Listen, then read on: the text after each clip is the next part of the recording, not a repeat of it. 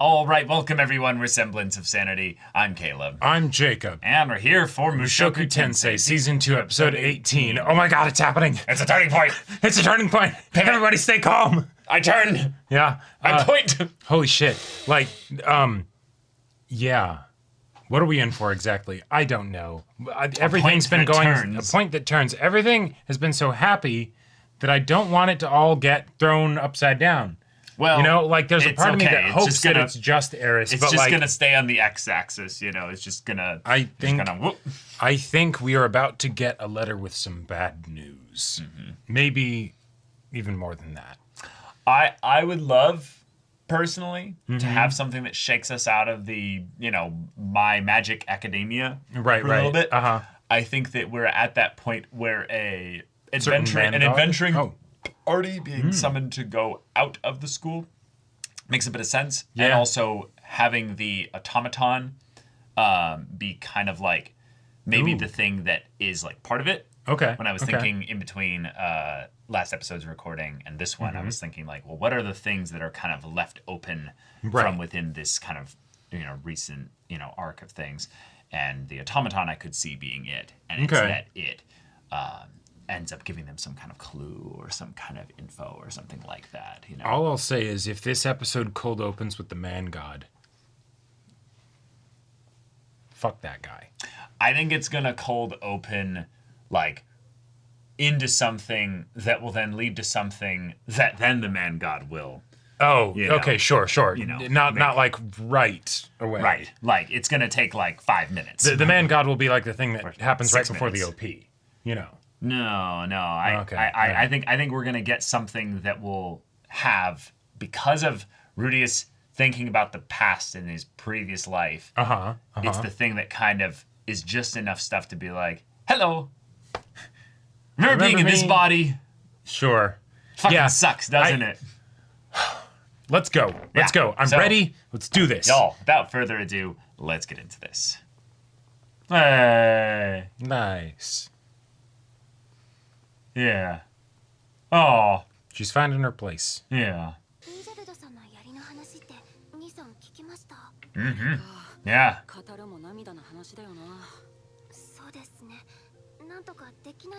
Oh. Cool. Yeah. Writing books is hard.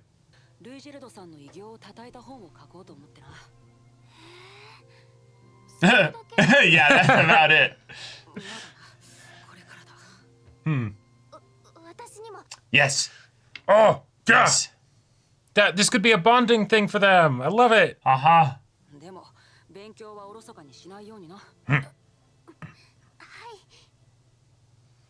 Cool. Awesome. This doesn't feel like a turning point. That makes me more concerned. That makes me more concerned, too. Like, if they were just upfront with it, like, hey, here's where everything goes to shit, then it's like, oh, okay, I can prepare for that. But when it's like, this is all peaceful and happy and continuing to go wonderfully.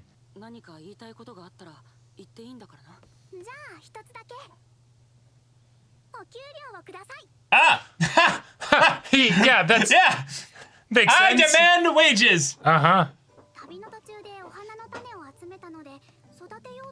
Oh, cool. No. Adorable. Yes.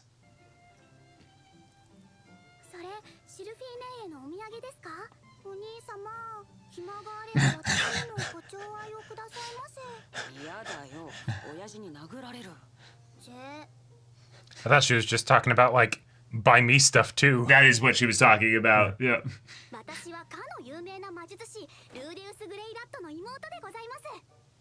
Yep. Whoa.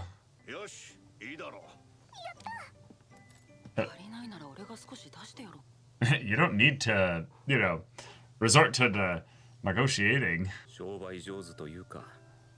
Yeah.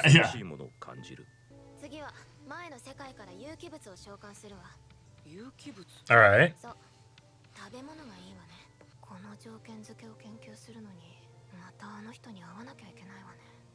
Contact?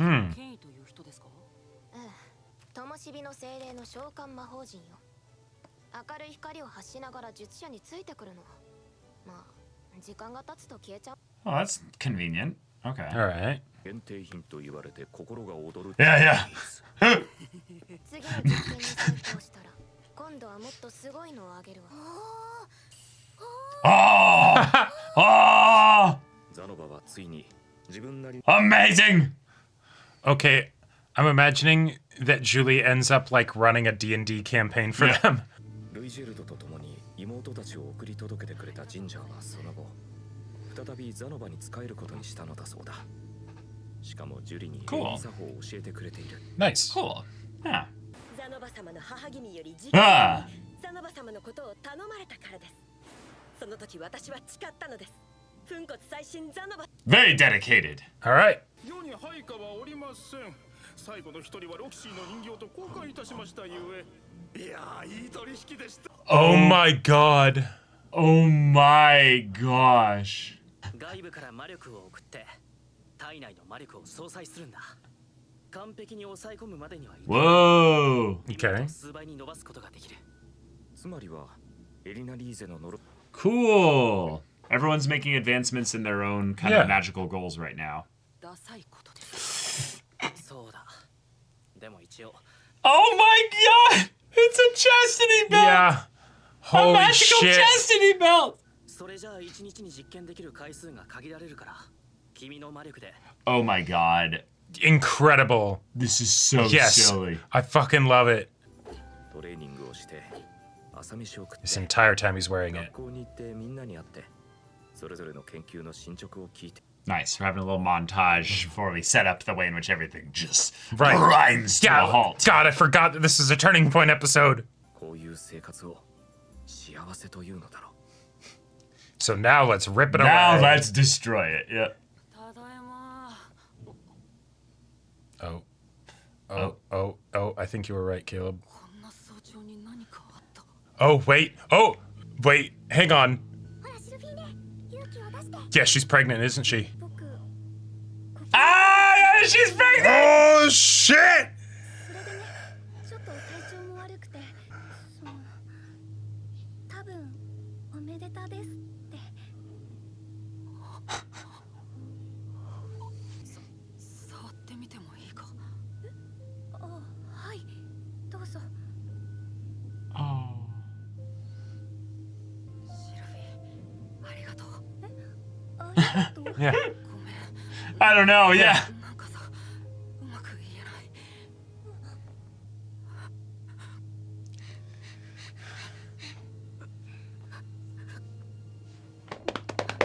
お兄様、奥様の体に差し障りがあるのでしばらくは。 Time to test out that chastity belt. Oh my gosh. 他の方々にも報告いたしました。それぞれ様子を見てご挨拶にお越しくださるようです。 All right. ご苦労様、アイシャ。いただきます。 Hey, celebratory dinner. Let's Yeah. go. 生まれるって言ったら父さんたちびっくりするだろうな。ノルンとアイシャが生まれた時も He went gaga. 楽しみですね、兄さん。 Oh, if they were all here. What? Yeah. Oh, and he gets the letter with the terrible news. ゼニス救出困難救援を求む You okay? All right. Yeah. All right. Ah, here's Cool. a fucking man god. Here Yep, we go. Uh-huh. 君はベガリット大陸に行けば後悔する。それは今でも変わらない。ああそうかわかった。つまりあれだな。 Oh, shit. いろんな人物に会えて君自身も少し成長 Yeah, it's all true. 体の不調も治った。妹とも仲良くなった。それに結婚して子供だってできた。 Ugh, the way he Yeah. said it. And it's like, that's... ベガリット大陸には行かない方がいいって騙したんだよ。どう騙してないよ。現に僕は今でも同じことを言う。なあ、せめて何か教えてくれよ。俺は何を後悔するんだ。これじゃ物事を天秤にかけることさえ Right. できやしない。君は1年半学校生活を送った。 Oh. 妹たちは1年かけてここまで来た。間違いなく行き違いになっただろう。これから旅に出て、シルフィ Oh. ーとの子供はどうするんだい？ベネリット大陸に行って帰ってくる。 God, this is so creepy. Uh-huh. Yeah, it's so fucked. で、助言は聞くかい？ああ一応 I kind of hope he's playing him out to get him to Yeah. say more stuff. そこでリニアとプルセナがあなたに迫ってくるでしょう。この二人のどちらかと関係を持ちなさい。いきなり浮気の話かよ。俺はシルフィーにミサオを立てるって決め。 Well, that's just even more reason to not trust him. So the man god's shown his hand to an extent. It seems like the man god wants Rudius to. 人神の言葉には一理ある。俺がどれだけ考えても確証のある答えは出せない。 to be impotent in affecting the world, really. ねえルディ、僕のことはあまり気にしなくてもいいよ。 Fuck. 二人も手紙のこと心配してるしね。救援を求む。何かが起きたんだ。でも差出人はパウロじゃなくギース。 That's true. Oh. That's true. 合流する前に独断で出したのかもしれない。 Right, and the letter takes time to send as well. Yeah. And he didn't elaborate. That's kind of weird. If it That is takes that kinda long weird, to send a letter, actually. you Yeah. put details in there unless, like, for security reasons, you can't. もしかして行くんですか？孫夫婦のために一肌脱ぐぐらいはさせてくださいまし。クリフ先輩はどうするんですか？別れますわ。仕方ありませんわ。 The rippling effects. Yeah. 私に対する愛は若い頃の気の迷いということにしておくのが一番いいんですわ。 Sure. Okay. 師匠が友をお望みでしたらよとて断る。 Okay, he's a real one, but he's basically like, I don't think I'd be needed. Yeah. 父親が見ていなくとも子は生まれます。 Sure. 不安ならば行くべきかと。 Yeah. その間、世が責任を持って奥方様をお守りいたしましょう。 Damn. Rudius is gonna go. Yeah. シルフィーは一人じゃない。妹たちも Whoa. 俺がいなくてもきっと大丈夫だろう。 It was all three of the things, basically. Like, or all four of the things. The letter, the pregnancy, Yeah. him leaving, and the man god. It's Yeah. everything. Oh, man. And this right after the episode of him telling Norn, I'll stay. Yeah. You know? Yeah. Granted, different context, situation, all that stuff. But, like, Oh, she's like, I'm coming with you. Oh. Ow. ow. 大丈夫か？さんが行かないなら。 Oh, if you're not going. Gotcha. And this is where he gives her the talk of, can you stay here and look after the others? ノルンのように行きたくても行けないというわけじゃない。俺は Yeah. This is gonna be a home for all of them. 俺が行く。家のことを任せてもいいか？はい。 Yeah. All right. 喧嘩しないで。シルフィーのことを助けて。 Well, shit. This is such a huge decision. 俺は家族を助けに行く。 All right. I love that it went Fuck. from his like old voice to his current voice just like that. Holy shit. Desert journey. Yeah. Yeah. Oh my god. All right. Fantastic. All right. Okay. All right. Turning point 3. Yeah. We had every single prediction. We thought it would just be one of them, but no, it's all of them. Right. The letter is sent. Uh-huh. Sylphie's pregnant. He's assembling like potentially a group to go help. Oh, yeah, He's going himself. If and then on it's the top of- man god showing up and being like, "Oh, what? Yeah. I could give you advice, but people don't really get that." So If it's on a top lot, of this, you know? since the journey's going to take a long time, it's like, okay, yeah, I might as well gather some other people besides just me. And that was the way that, like, say, there ended up being a reunion with Eris and things like that. I could totally see that happening. Like, we have been waiting for this kind of shit from the man god since, like, the beginning of the show, I feel like. Like, especially since he started to actively... which thing? Not to... He's been doing shit since. No, right. But for him to give him advice that specifically doesn't pan out, for Rudy to actively get upset with the, wait a minute, you told me to do this thing, as opposed to up until now where it's like... That's the point, is that he's not clearly giving him one piece of advice over the other until he brought up the Lilia and Persona thing, which I think is genuinely like a thing that could happen. but it's that he might be, and this is something we've just been holding out for a while now, is that every time he gives more advice or something like that, we have to question why he's showing up at all. Is it a reverse psychology thing? Is he actually like trying to help him? What is his thing with Orsted and all that? So, exactly, because he's absolutely, manipulating Rudius, and so the question is to what end, and at what point does the dynamic between the two of them, take a more permanent change, right? You know, there's the suspicions of it, of the, wait, what the fuck are you on about? Were you just lying to me this whole time? And no, the man god stuck to his guns because he does deliver on the things that he says, right? And that's why Rudy still actually, bothers to engage in these conversations when they happen, right? Because the guy is able to tap into stuff outside of time. Right. Which means that you really can't trust anything he says. Because anytime you have somebody who, knows the future but doesn't tell you everything, that means they're manipulating you, right? Yeah. Like that's how it works. That's how it works. So if they ever are not being utterly forthcoming, right? Well, that's the thing. You can't know. Yeah. You can't know when they're being utterly forthcoming or not. Right. All this about you'll regret this is probably more just a thing of like, wow, when you make decisions in life, there's sacrifice for it. Right. And it might just be that it's you don't get to see your daughter raised up, because it's not just the year it takes to go there, but it's the year it takes to potentially go back. It's the other stuff that then distracts you from there. If anything happens at the university in the 2 years while you're gone. Just run with me on this here. Yeah. Let's say he doesn't get to go back home for 6 years. What can happen in 6 years, potentially? All kinds of things. Well, not only all kinds of things, but like specific things. Your daughter, your son, your child, just doesn't care about you. Like Sylphie might not love you the same way after this. Like there's so many things that could change. Just to say nothing about the everyone still being alive and or you able to find them again because they haven't changed locations or something like that, right? Like, this is wild. I love the way in which this really does feel like a tough decision for Rudy, because this is the good life. You set down a bunch of roots. This is awesome.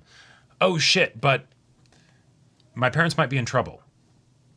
I also really love that what we're also very easily showing here by what was not attached to this letter is anything with regards to Paul.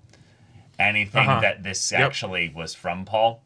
In terms of the story as a whole, Geese is in this weird place where like he's been in the story now a couple times, but the way in which he kind of came back into this here with having a message here, it's like, cool. Why was there no details about Paul?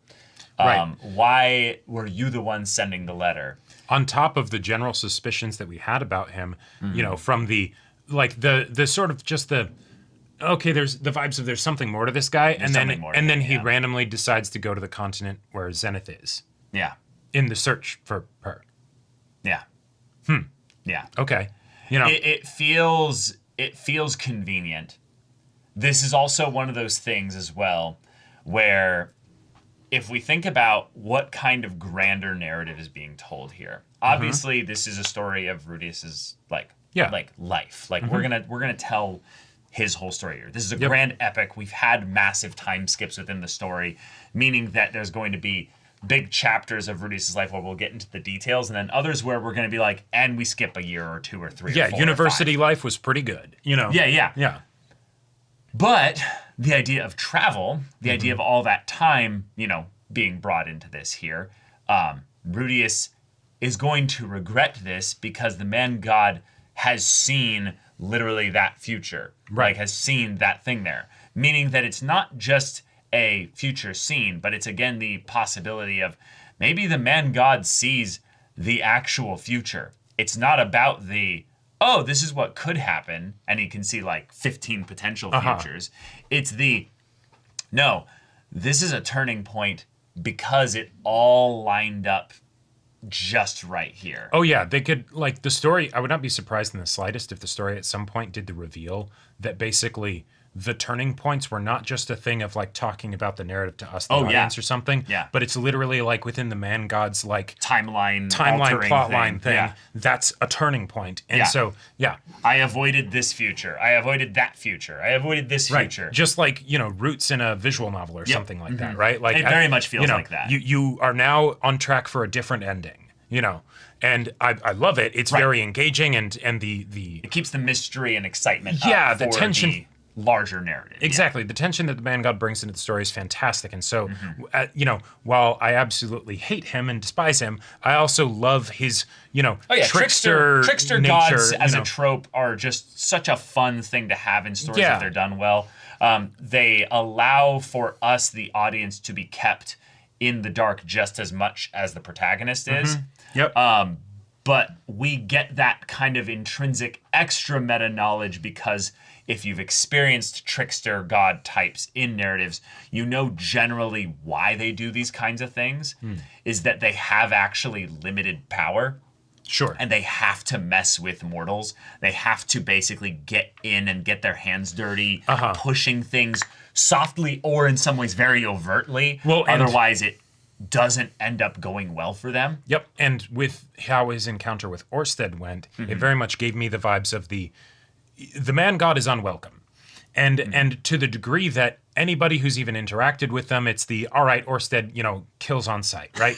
You know, so the Man God is the, I can't be anywhere near Orsted or just regular reality, you know, or even like people that are connected to yeah, exactly, right? So I have to specifically do this in this very, very, very roundabout way. Yeah. But at the same time, like because of that, introducing the human agency into the mix and the limitation of they can't do it themselves is a great way to have actual conflict, because otherwise if you have somebody who can see the future, there really shouldn't be much conflict, you know, right? The reason why there's probably a lot that the Man God is doing is because they can see a future where things go really badly for them. Sure. And doing this stuff actively subverts that. The thing that I immediately thought of the whole like magic school thing and stuff like that is that Rudius is basically kept away from other stuff, but I also thought what it was going to be was that there would be other characters at the magic school that would also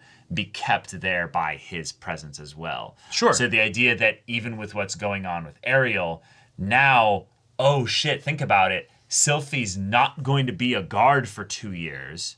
Right. We're getting put with another person that also now, because of the family situation with Zenith, might also not be a guard with her for that time as well, because she might be going to go and try and help Zenith and stuff. Oh. So it's the idea that whatever's going to happen in Asura might end up blowing up in the larger scale of things because Ariel's not going to have as much people of power around her. Sure. Yeah. And given that Asura was where the great, like the Fatoa region and some other areas around that, was where the great the displacement teleportation happened, yeah. you know, event happened and stuff. Clearly, the importance of this region is very, like, incredible to the Man God in some way. Now, the Begarit continent is the one continent we haven't been to yet. Yep. So as far as having we're well past kind of the earlier parts of the story. We're in the meat of it. But if we're going to have this story, continue into, like, the next chunk of meat, we do need to explore the rest of the world and find out the scope of things in that regard. Like, obviously, we have the small little Tengoku Heaven continent. Yeah, and that's the other one that I'm looking at. Yeah. Yeah, but that's something that's probably for much later kind of. That's not for regular people, I'm guessing. Or it could just be nothing in the immediate sense of things. But the Begarit continent being one that is a desert, it's one that is very clearly, just complete wasteland as far as things other than that small little oasis surrounded by mountains there. Yeah. I am very excited to have Rudius have to go into that wanderer, adventurer, explorer kind of mode again. Because while he's competent, one of the things that made his journeys so special was who he ended up doing those journey kind of moments with. Right. And to that end, I think he's definitely going to at least have some companions for the journey, Who? I don't know. Who actually is very like interesting, because if he's in the Renoa Kingdom right now, if he's up, I don't know if it's just Neris or Basharant or Renoa. I think it was Renoa, but he's gonna have to travel through Asura in order to get to the Begarit continent, which means he could end up going through, the area of his old, home and everything and stuff. Well, but also where he has literal family. Like, sure. One of the things that I was kind of curious about. So the OP makes it seem like, oh, okay, we're gonna get to see, him and the people that are down there, right, all working together, fighting, like they're fighting some dragon in the open. Yeah, like Roxy. Right? Yeah, exactly. Yeah. That makes me think that they're not going to do a big montage, or sorry, that they are going to do a big montage rather than showing in the same level of detail as we got in season 1, the journey of him with Eris and as they're going all over the world. Yeah, and the reason why they would do that primarily is if Rudius didn't have a traveling companion. Right. So I don't want that, though. I want traveling companions. Yeah, traveling companions are great. I would love to have hey, we'll skip half of the journey, maybe. Mm-hmm. And then he runs into somebody and it's like, hey, or it's come with me and once we get to the Begarit continent, then we start going into the minutiae of that. Yeah, as he gets to know this area and all that stuff. Right. Yeah. Yep. But, fuck. Sylphie's pregnant. It's all timed so conveniently. Right. Like this is the kind of stuff where, because we're telling an epic story, like, EPOCH, like a one with very large scale of time being covered here. It's helpful mechanically to have all this stuff happen, in such a short amount of time. Right. But it is actually a theme of the story with regards to the characters and powers involved that, something happened. Well, right, but Rudius's place in this world is one of destiny, right. Large world implications. Exactly. He is a summon from the other world that is a thing that has happened in the past, is a thing that specific people have actual, specialty with regards to that. Oh, yeah. There was a large conflict with proxy affiliations and factions of those, combatants. And Rudius is just caught up in the middle of this. Right. And I would love personally, this would be really cool, if he found a way through Nanahoshi to figure out a way to bring other powerful people in some way into this. Right. Because it's tricky, because Nanahoshi was with Orsted. Right. That's because, in a lot of ways, Nanahoshi is from the other world. Right. It's that special situation Orsted finds her and he's like, all right, you're with me, kid. Yeah.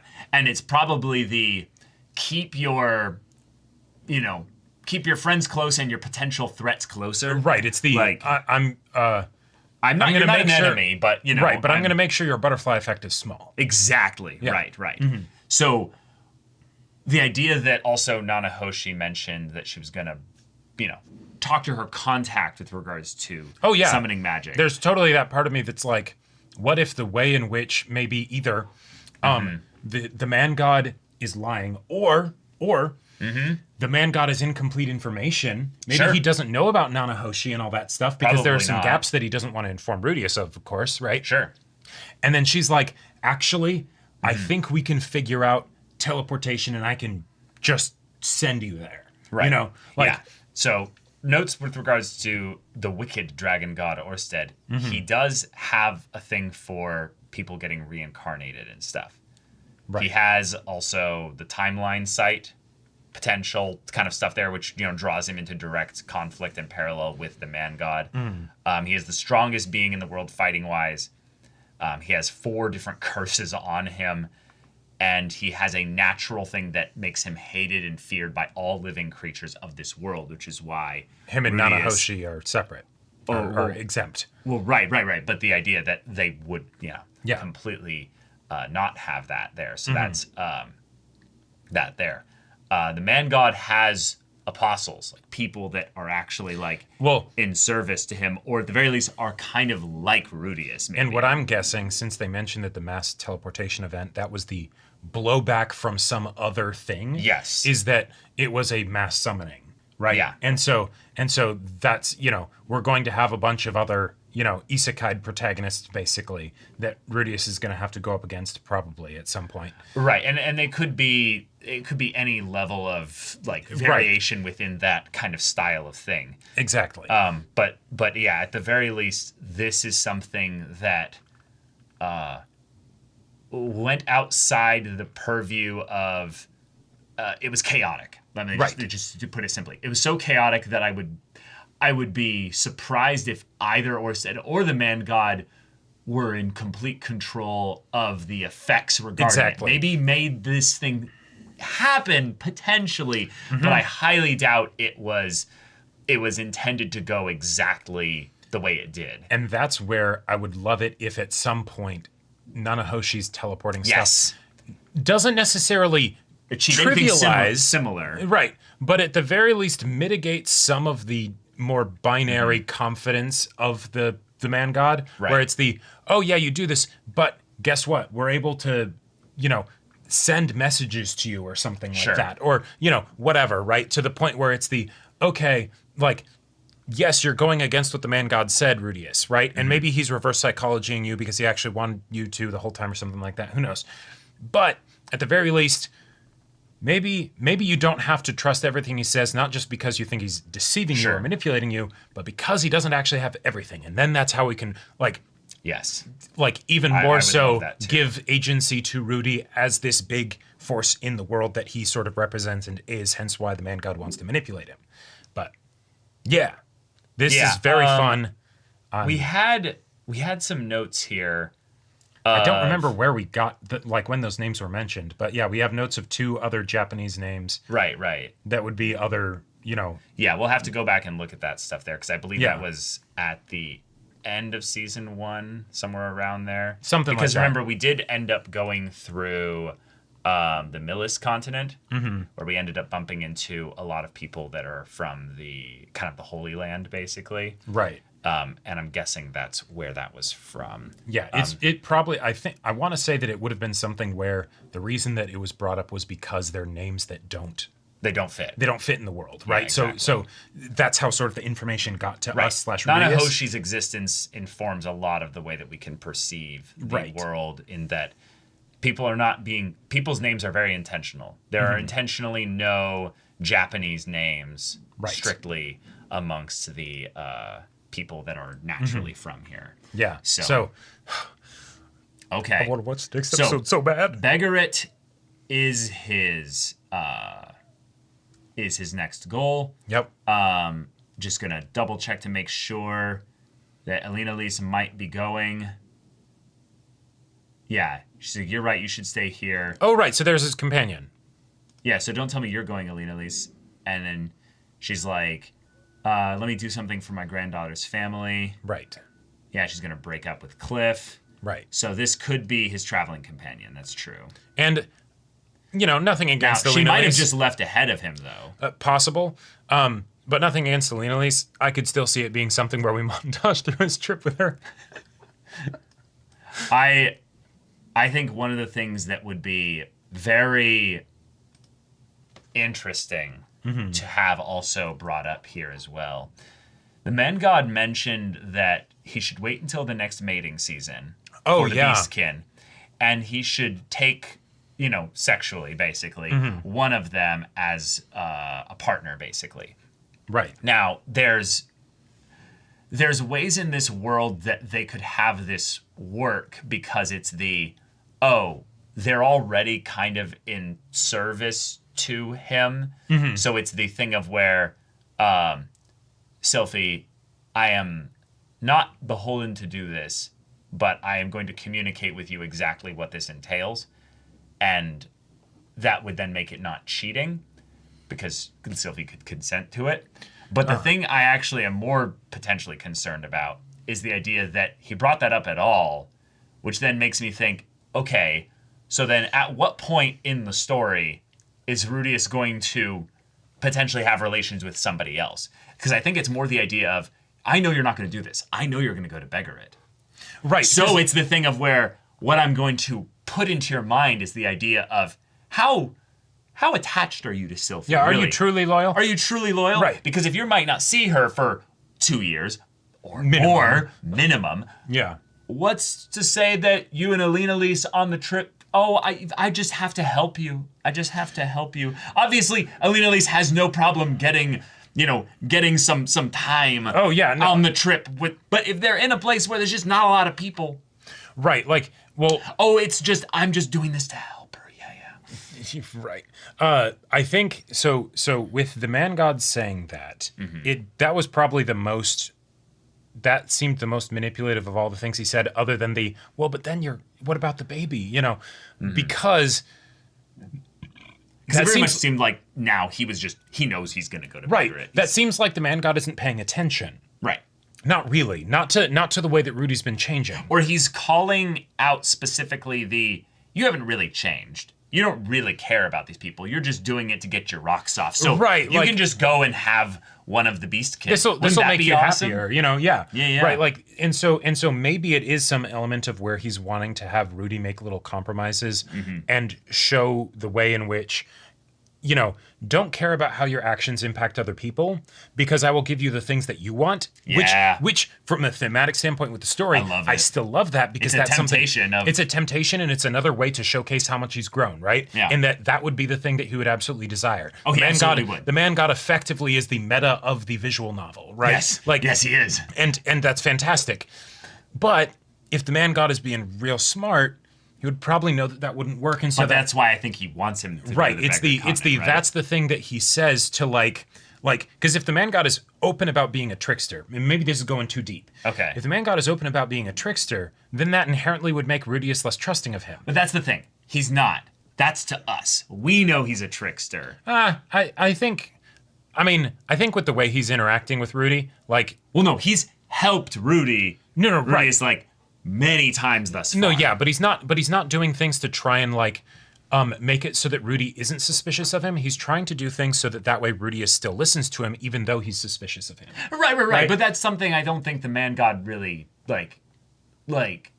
cares about. But that's not still saying I'm tricking you, because he literally asked him, "Are you trying to trick me?" And he's like, "No, nothing like that." But I think that's why that part is important. If he was putting himself forward as being genuine, then he wouldn't be able to hide things, because then the fact that he's not genuine would come out, right? And if things happen like this, okay, the joke's up, right? But the fact that he's doing this, I think, is so that way he can develop Rudy's sense of trust in him, not from a morality standpoint of you have my best interests, sure, but from a pure utilization standpoint. I know that you're a trickster, but I also believe that you will tell me the literal truth and things like that, right? And so that way I can at least trust that I can use you, but he actually can't. And that's why there's the linea persona thing. Is that a thing that would have happened potentially? Absolutely. I believe so. I believe that wholeheartedly, right? Wholeheartedly. But the idea that that's something that he said, right? I think that's something where it's I want you to still hold me in that place of not trusting me, so that you think you understand me and that you've got me, right? Okay. And that it's not actually that, and that is fun. That is a fun thing to think about. I do love just any time the man god gets brought into the story, because it reminds me about the world building as a whole. The idea that there are 7 great powers. They are not actual gods, but they are basically the ones of the god level of their respective kind of fields and areas. Right. Because, we have 7 ranks of magic that go all the way up to divine. That's, again, not saying that it's necessarily actual, gods, throwing spells and stuff. But as far as what we've seen with people doing advanced and saint level magic, and there's still king and imperial before you get to divine, the man god absolutely is in that upper tier level of things. Yep. But the part that I just keep getting reminded of here, man god's not mentioned among the 7 great powers. Not mentioned. Dragon god is, though. That's true. Meaning that man god's an imposter. Man god is sus. Man god is not what he appears to be. Right. Hence why he, in some ways, claims nothing. In some ways, he is something of an outlier. So I love that. I love that potential because it gets my mind buzzing with potential ideas. Yes. Yes. But okay, I would love to see a Nanahoshi meet up before he leaves. I also would love to have the next episode really focus on what is going to be his immediate goal on the way to Begarit as a continent. Sure. Yeah. That like if you're going to be traveling in that direction, might as well, you know. Oh, right. But also just what's on the way is just really important potential stuff as well. Right, because when they were traveling to get back home in the first season, they had to do adventuring because they had to pay the bills, right? Right. That might not be something Rudy needs to think about as much at this point. No, but yeah, he'll need to eat. He'll need to. Yeah, and if you're going through all these different areas, you know, things can happen.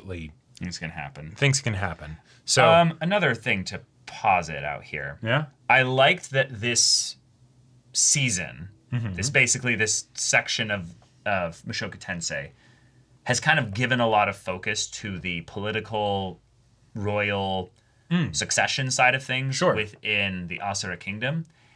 And yet, in some ways, it feels like Rudius keeps like coming close to it and then gets pulled away. Yeah. Meaning that that's another thing that might be the man god's design here is that. Sure, again, I don't care about the people close to you other than how that helps me manipulate you. I care about the big scale stuff. The region as a whole. And the idea that it's not that there's something that's going to happen to. No, I think in a lot of ways the man god would, get. That would be too much. The whole reason I wanted you to go to this school is just so that you would get Sylphia away from this person that I need to kill at some point. Yeah, exactly. Yeah. Or it's just the idea that she is going to stage some kind of hostile takeover, and it's just going to cripple the region, and they won't be able to do much for the next, stage. Yeah, who's to say, right? Like, I love the idea that we're in a fantasy world that's very well realized. Yes. And the thing that is probably my favorite thing that I don't think is I'm using hyperbole. One of the things I really like about Mushoku Tensei is that we're in a high fantasy world where there is no war conflict. Oh, yeah. It is an over-reliance in high fantasy in order to simplify things? To simplify the conflict into war. I personally find it to be a bit overplayed, but I also think that when they sometimes even do it in anime, it's just not that engaging. You don't buy it, yeah. I don't buy it. It's just not, it's hard to display it. It's also probably an issue of just drawing it properly. Sure. Even in Berserk, it's one of the parts that I'm like, I don't feel it as much. There's obviously some great moments in that, for sure. But the idea that it's something that I think about every once in a while is if the man god and Orsted are in this rivalry thing, at some point there's going to be war. Like humans, beastkin, regular folk, whatever their forces are that they amass as their proxy agents. Right. Yeah. And I think of the kingdom of Asura as being basically the battleground? The battleground, or the ones that suffer because of that. Because I look at this world and I go, oh, it's poised to have peoples of different groups locked away into their own kind of ways of thinking about the way the world is, because we have these very divided continents. Right, with several different kingdoms on them. Yeah, exactly. And all it would take is for basically one of the kingdoms to just kind of rotate in, and there wouldn't be any way to basically stop them once they get past the natural choke points of the geography of this whole world. Right. Yeah. So I look at this and I go, in some period in the future, there's going to be war. And I think about these kind of little root potential things that are going on, and I look at it and go, oh, shit, yeah. Maybe it's always been about the Asura Kingdom. Maybe it's always been about this region, and it's always been about the way in which things are going to shift here. Maybe this is also, just to draw a connection here, this is also right next to Dragon God regional stuff as well. That's true. Like, this is his domain, if you will. One of the other things that I find kind of interesting about this, so let's say the man god is manipulating Rudius in that he does actually want him to go to Begarit. Why did he want that to wait until now? Right. Think about Geese it, right? went to Begarit a long time ago. Yeah. Long time ago. And the man god clearly did want him to go to the university, right? I think it's to basically just stall out time, but it's also so that at then the critical moment when shit happens. Well, right. Or just this isn't that big of a thing. I think that's the other thing. Yeah. Begarit as a continent and what's happening here isn't actually that big in the grand scheme of things. It's more that Rudius is a person that is from the other world, has less potential to be kind of predictable, I guess, if that makes sense. Yeah. He's got things that'll make him naturally end up kind of going in tons of different directions. Yeah. But the whole story basically had him thrown over to the demon continent. He does the half to three-quarters circle. Yep. Comes back up here to the top northwest area, and then comes back over here. He's basically just spending a lot of time going in circles. It feels to me like if someone was looking at this from the grand scheme of things, they're going, this person, if they dug roots down in one area and just let their influence grow, they would change the world. Impact. They would change the world in a dramatic way. But if I keep them moving and I keep them chasing things, right, they just don't do as much. And the one place where they actually did set down roots for a bit is literally in like a corner of the world. Yeah. Like it's about as out of the way as possible. Now he has already influenced those students in a lot of ways. Absolutely. But but again, the influence that those students will realize upon the world is something that's far into the future because they're not going to come back into the regular society with all that stuff until decades from now. And that's where I think the Begarit thing is about the timing of it, right? Yeah. Is that he wanted the saving Zenith thing because that's a high priority thing to manipulate Rudy with. He wanted that the relationship, but he wanted to stall that out so that he could play that card of having Rudy go up to a location for a long time when he wanted to, at the most critical juncture. Yeah. So, and I think the Asura Kingdom thing, I think you're on the money. I think that's what's going to be the big shift that happens when he gets back. But all right, y'all. Shit. This is a lot to think about, a lot to talk about, but the next episode can't come soon enough. But no, it can't. You want to see the next episode's reaction and discussion right now, go check out the link in the description below for our Patreon. You can get on early access there. You can watch full-length timer reactions there, and all this comes with Discord access, so you can chat with us in the community there about this show, about anime in general, and also be sure to check out our Twitch channel. So yeah, if any of that interests you, we'll see you there. But until then, we're Semblance of Sanity. I'm Caleb. I'm Jacob. And we'll see you all next time.